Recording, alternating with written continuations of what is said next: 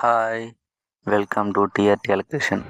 இன்றைக்கி நம்ம எங்கே வந்திருக்கோன்னா, ஒரு கோவில் ஆல்ட்ரேஷன் ஒர்க்குக்காக இங்கே நம்ம திருத்தணிக்கு வந்திருக்கோம்.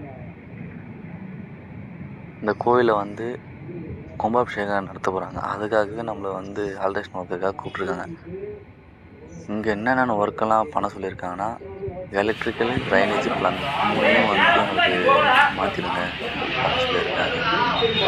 அதெல்லாம் இந்த கோவில் வந்து கும்பாபிஷேகம் நடத்த போகிறாங்கன்னு சொல்லிட்டு கேரளா டைப் வந்து முன்னாடி ஷீட்லாம் போட்டிருக்காங்க.